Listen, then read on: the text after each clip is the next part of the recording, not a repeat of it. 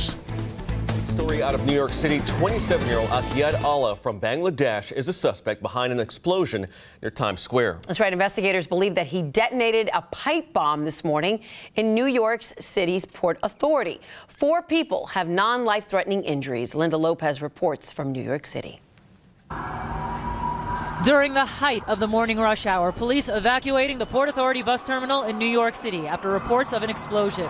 A crude device detonated in the passageway below ground at the world's busiest and the nation's largest bus terminal. When you hear about a bomb in the subway station, which is in many ways one of our worst nightmares. 1 person is in custody, 4 people injured, including the suspect.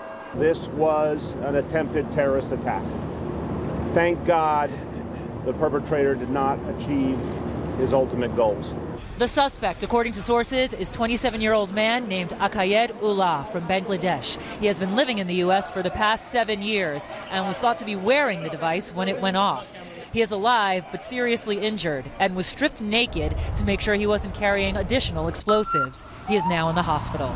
A thorough background investigation into Akayed Allah is being conducted by the Joint Terrorist Task Force.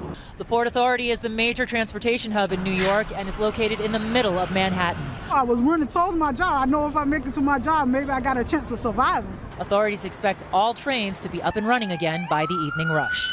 Let's go back to work. We're not going to allow them to disrupt us. That's exactly what they want.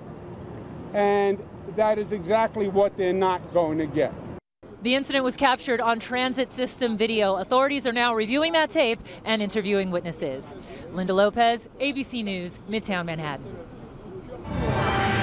All right, breaking news now. At least 1 person is dead at an industrial site in Isle of Wight County.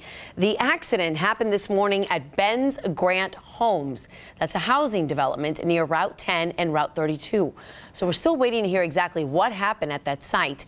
We do have a crew on the way to the scene, and we'll update you the moment we learn more. A shooting claims man's life in Newport News. Police tells us that it appears that this all started with a fight at an apartment complex on Forest Drive that's just off of J. Clyde Morse Boulevard. 13 News Now reporter Allie Weatherton is live there. So Allie, this is the 22nd homicide in Newport News this year.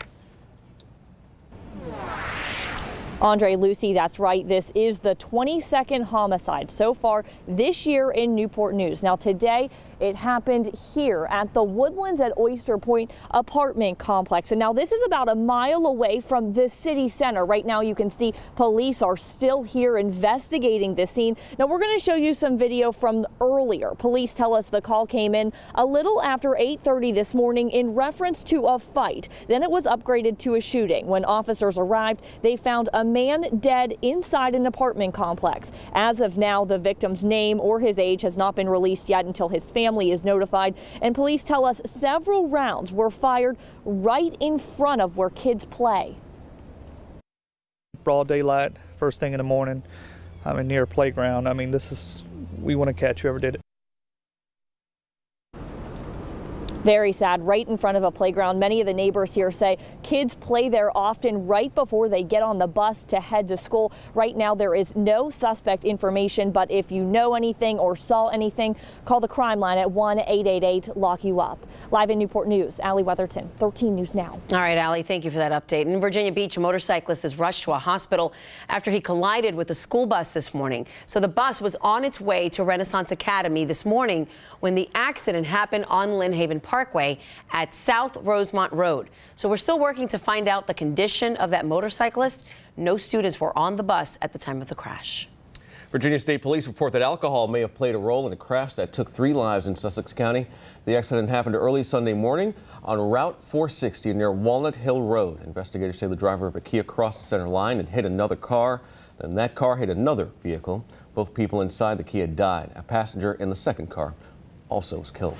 Well, Norfolk police found the body of 31-year-old Claude Smith shot in a car. Officers made the discovery early yesterday morning on Ivaloo Street. That's not very far from Sewell's Point Road and Norview Avenue.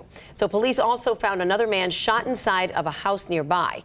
Detectives believe that the shootings are related and the investigation is underway. June Sherman lives right next to where the shooting happened, and she says that she never expected police to knock on her door at 2 in the morning. You know, 5 kids of my own, it's a scary thing to think that it can happen that quick.